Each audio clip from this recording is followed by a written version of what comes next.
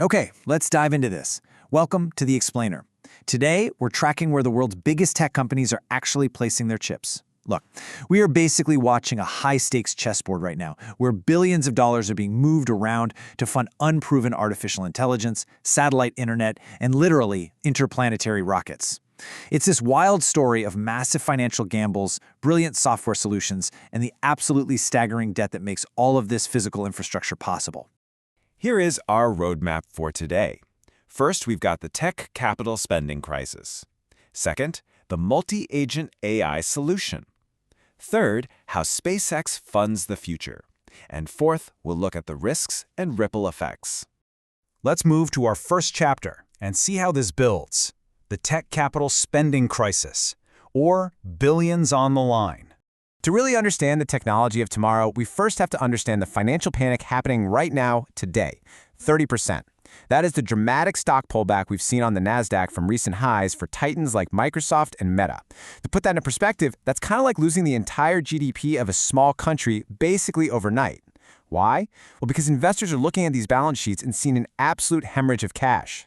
We're calling this the big tech capital spending crisis. See, public markets scrutinize corporate spending reports incredibly closely, and when they see capital expenditures just drastically outpacing near-term revenue growth, they panic. Investors are heavily penalizing these technology leaders for pouring tens of billions of dollars into AI infrastructure, mostly because those investments just aren't yielding immediate financial returns. The market is basically standing there with its arms crossed asking, hey, where is the payoff for all this spending? And where exactly are those tens of billions of dollars going? You know, we often think of AI as this invisible magic floating around in the cloud, but the reality is heavy, it's physical, and it is wildly expensive. Tech companies aren't just buying specialized GPUs by the truckload. They're building massive, sprawling physical data centers. They're installing advanced cooling systems that could probably freeze a volcano just to keep those servers from melting down. And they are literally securing their own electrical power generation facilities just to feed the immense energy appetite of training and running these large AI models. Which brings us to Chapter 2, the multi-agent AI solution, the software that actually justifies all this hardware. So the crucial point is, if they're risking a massive capital spending crisis and angering their investors, there has to be an endgame here, right? Well, that endgame is multi-agent systems. We are not just talking about a chatbot helping you write emails anymore. We're talking about entire networks of specialized artificial intelligence programs, all communicating with each other to automate complex multi-step business processes, and doing it without needing constant human supervision. The goal here is to massively reduce labor overhead, eliminate redundant manual tasks, and put corporate productivity into hyperdrive.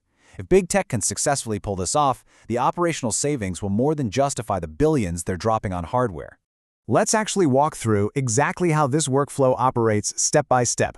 First, a human manager sets the primary operational goals. They point the whole system in the right direction. Second, individual AI agents receive this goal, break it down, and execute distinct, specific subtasks. Third, and actually, this is the really fascinating part, these agents share their output with peer agents through APIs. It's essentially software managing other software. And finally, step 4 involves iterative refinement. The agents check each other's work and adjust until the primary objective is completely finished. It completely transforms complex software architecture into a clean, automated delegation process. And this brilliantly illustrates the sharp contrast we're looking at.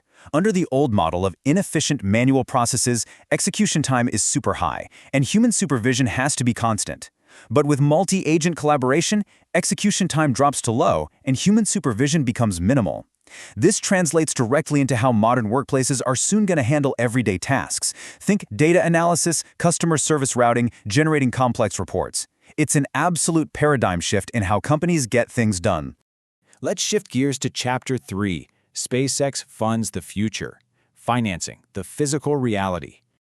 Okay, so we've talked a lot about AI, but how do you fund incredibly high-risk, long-term aerospace projects without absolutely tanking your stock? $20 billion. Let that massive number just sink in for a second. That's enough to boggle the mind. SpaceX, a company driving massive infrastructure projects like satellite internet deployment and interplanetary rocket development, raised an astounding $20 billion. And get this, they didn't do it by selling more of the company. Despite already having a major boost from early public offerings, they did it through corporate bonds. Now, what's really interesting here is this is a brilliant corporate finance chess move. Companies basically have two main levers to raise massive amounts of cash: debt or equity.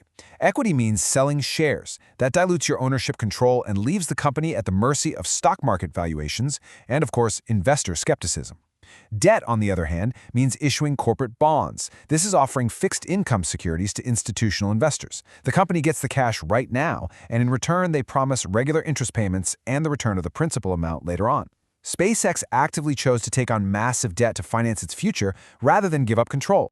This is what financial folks call a capital liquidity strategy. By securing massive debt financing, they totally bypass the need for inconsistent short-term cash flow, and they don't have to dilute their shares. But you might be wondering, who exactly has $20 billion just lying around to lend? Institutional investors. We are talking about giant mutual funds, pension funds, and major banks. They trade their capital today, which increases the company's financial leverage for reliable future maturity dates and interest. Which brings us to our final chapter, risks and ripple effects. The domino effect. Let's connect all these boardroom decisions and multi-billion-dollar maneuvers to their real-world impact, because in a highly connected global economy, here's how the chain reaction plays out. Massive increased infrastructure spending drives huge revenue for semiconductor and energy companies, sure, but that immediately triggers investor panic and stock market corrections over the sheer cost. To fix that valuation, companies aggressively push for operational efficiency by deploying multi-agent systems to cut their costs.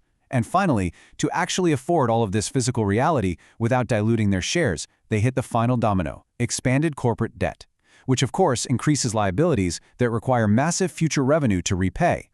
So what does this all mean for you, the viewer, and the broader market? Well, when investor skepticism runs high, the practical implication is stricter budget controls. You're likely going to see tech companies tightening the belt on experimental side projects just to reassure investors about profitability. As software advancements like multi-agent AI mature, the real-world implication is an accelerated digital transformation right in your own workplace.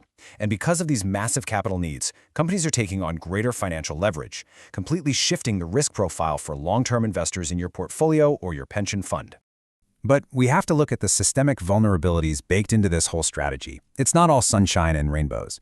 First, high capital burn rates. Spending billions on AI infrastructure without guaranteed consumer demand can severely depress corporate profit margins. Second, execution errors. Look, multi-agent software sounds great in theory, but if human oversight fails, these systems can rapidly propagate errors or miscommunicate data across entire corporate workflows. It could be a mess. And third, debt default vulnerability. Issuing massive amounts of bonds increases financial risk. If these projects fail to generate the expected revenues, these heavily leveraged megaprojects might seriously struggle to cover their debt service obligations, especially if we hit an economic downturn. Which brings us to the ultimate question we are left with today. Will these massive AI and aerospace bets successfully transform our future, completely automating our workflows and taking us to the stars? Or will the lack of immediate returns and the massive burden of corporate bonds trigger a devastating debt default?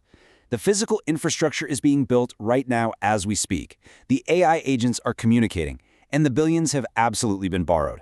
How this financial gamble plays out is quite possibly the most important tech story of our time. Thank you for joining me for this explainer, and keep your eyes on the data.